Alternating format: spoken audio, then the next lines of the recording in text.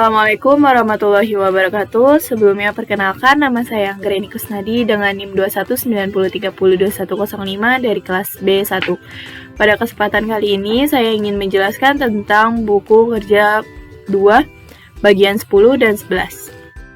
Itu identifikasi akses pembiayaan atau modal usaha baru. Usaha yang saya ambil yaitu Mon Roll, produk jasanya makanan atau cinnamon roll. Elemen yang pertama yaitu identifikasi pentingnya pembiayaan atau modal. Kriteria unjuk kerjanya yaitu alasan kebutuhan modal usaha baru diidentifikasi. Saya mengambil siklus pengembangan produk yang panjang. Yang kedua, kriteria unjuk kerjanya yaitu sumber-sumber modal personal diidentifikasi. Sumber-sumber modal personal dapat mencakupi yaitu dana pribadi pendiri, teman, dan keluarga.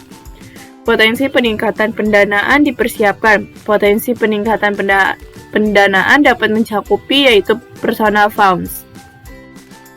Elemen yang kedua yaitu identifikasi sumber-sumber pembiayaan ekuitas. Yang kriteria untuk unjuk kerjanya yaitu business angels diidentifikasi.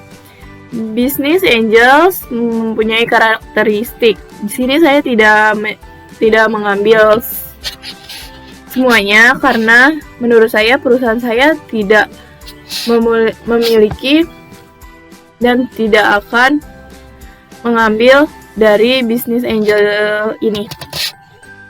Yang kedua, jenis venture capital diidentifikasi. Jenis venture capital dapat mencakupi yaitu berdasarkan cara pemberian bantuan. Initial public offering diidentifikasi. IPO dapat memberikan manfaat yaitu contohnya diversifikasi likuiditas dan portofolio. Yang kedua ada monitoring. Elemen yang ketiga yaitu diidentifikasi pembiayaan pinjaman. Bank komersial diidentifikasi. Bank komersial mempunyai karakteristik. Secara historis, bank umum belum dipandang sebagai sumber pendanaan praktis untuk perusahaan pemula. Sentimen ini bukan ketukan melawan bank, hanya saja bank-bank itu beresiko buruk dan pembiayaan usaha startup adalah bisnis yang beresiko. Bank tertarik pada perusahaan yang memiliki arus kas yang kuat, leverage rendah, keuangan yang diaudit, manajemen yang baik, dan neraca yang sehat. SBA Graduate Loan diidentifikasi, memiliki karakteristik yaitu hampir semua usaha kecil memenuhi syarat untuk mengajukan pinjaman tanpa jaminan SBA. Pinjaman jaminan SBA dapat digunakan untuk hampir semua tujuan bisnis yang sah. Sumber-sumber pinjaman lain diidentifikasi. Saya mengambil dari teman dan keluarga. Elemen yang keempat yaitu identifikasi sumber-sumber kreatif, pembiayaan, dan modal. Leasing atau sewa diidentifikasi.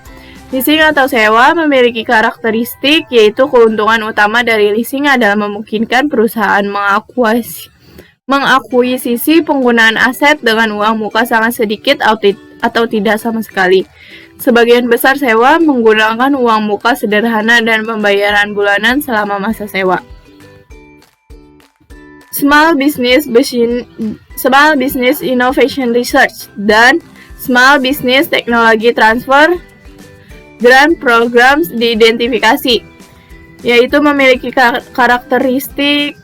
Saya mengambil program SBR adalah program hibah kompeten usaha kecil di tahap awal dan proyek pembangunan. Selanjutnya saya ingin menjelaskan tentang buku kerja KWU 2 di bagian 11.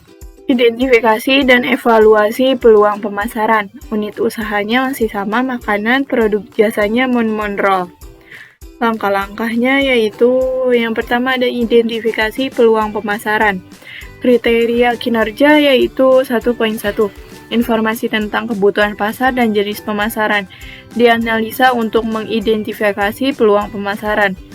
Hasil rekaman yang saya dapat yaitu informasi pasar komparatif, apakah kita mampu memproduksi barang dan jasa lebih banyak dengan biaya yang lebih murah daripada negara lainnya.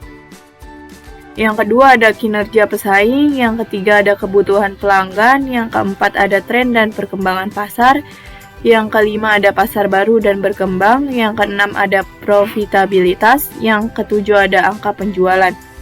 Jenis pemasaran dapat mencakupi yang pertama ada pemasaran bisnis ke bisnis, yang kedua ada pemasaran langsung, yang ketiga ada pemasaran ide.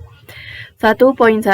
Potensi pasar baru dan kontribusi pada bisnis diteliti untuk masuk, membentuk atau mempengaruhi pasar dalam hal kemungkinan kontribusi terhadap bisnis. Yang pertama yaitu potensi pasar baru dapat mencakupi dari e-commerce. Yang kedua ada kontribusi pada bisnis dapat mencakupi yaitu berpengaruh pada volume penjualan, pertumbuhan, dan profitabilitas. Kriteria unjuk kerjanya yaitu 1.3. Pendekatan kewirausahaan, inovatif, dan ide-ide kreatif diidentifikasi untuk aplikasi bisnis potensial mereka dan kembangkan menjadi peluang pemasaran potensial. Pendekatan kewirausahaan, inovatif, dan ide-ide kreatif dapat mencakupi yaitu functional approach, yaitu penjualan, pembelian, pengangkutan, penyimpanan, pembelanjaan, penanggungan risiko, standarisasi, pengumpulan informasi pasar. Yang keempat ada managerial approach, yaitu peningkatan pengelolaan usaha. Yang kedua ada investigasi peluang pemasaran. 2.1. Peluang pemasaran diidentifikasi kemungkinan mereka cocok dengan tujuan dan kemampuan organisasi. Peluang pemasaran dapat mencakupi yang pertama ada penetrasi pasar, menjual lebih banyak kepada pelanggan yang ada, meningkatkan pangsa pasar dalam segmen yang ada, membuat orang membeli jasa pengembangan bisnis setiap memulai usaha. 2.2. Hasil evaluasi peluang diidentifikasi untuk menentukan dampaknya pada basis bisnis dan pelanggan saat ini. Hasil evaluasi peluang dapat mencakupi yaitu desain fungsional dari produk dan daya tarik penampilannya. Fleksibilitas memungkinkan adanya modifikasi ciri dari produk untuk memenuhi permintaan konsumen atau perubahan teknologi dan persaingan. Yang ketiga, daya tahan bahan baku produk. Yang keempat ada standarisasi. Yang kelima ada kemudahan untuk diproduksi dan diproses. 2.3. Kelayakan finansial dari setiap peluang pemasaran dinilai berdasarkan faktor eksternal, biaya, manfaat, resiko, dan peluang.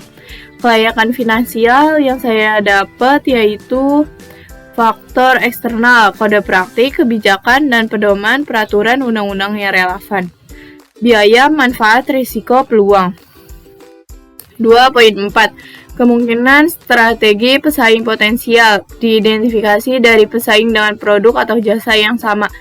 Strategi pesaing dapat mencakupi yaitu pemotongan harga, periklanan ekstensif, dan kupon. 2.5 yaitu ranking peluang pemasaran dalam hal kelayakan kemungkinan kontribusinya bagi bisnis. Yaitu ranking peluang pemasaran dapat mencakupi yaitu top ranking topics. Yang ketiga, evaluasi perubahan yang diperlukan untuk operasi bisnis saat ini. Perubahan yang diperlukan 3.1. Perubahan yang diperlukan untuk operasi saat ini untuk mengambil keuntungan dari peluang pemasaran yang layak. Perubahan yang diperlukan dapat mencakupi perencanaan proyek pemasaran, infrastruktur teknologi pemasaran, data pemasaran, dan analisa kepatuhan dan risiko merek. 3.2. Perubahan organisasi untuk layanan basis pelanggan yang meningkat atau berbeda termasuk penyediaan untuk kualitas layanan berkelanjutan kepada pelanggan yang sudah ada. Perubahan organisasi dapat mencakupi yaitu struktur fungsional organisasi. Perkiraan kebutuhan sumber daya untuk operasi yang diubah. Perkiraan kebutuhan sumber daya yaitu staf tambahan, peralatan, biaya produksi, biaya promosi, penelitian, dan pengembangan. Yang terakhir ada pelatihan staf. Selanjutnya 3.4. Komunikasi kelayakan. Membuat perubahan pada operasi saat ini kepada pemangku kepentingan utama. Yaitu saya mengambil hasilnya seperti staf keuangan, staf sumber daya manusia, manajer, tenaga pemasaran, pemilik, staf produksi, dan pengawas. 3.5 Dokumentasi peluang pemesanan yang baru, diidentifikasi dan perubahan yang diperlakukan. Terima kasih atas waktunya, hanya itu yang bisa saya sampaikan. Wassalamualaikum warahmatullahi wabarakatuh.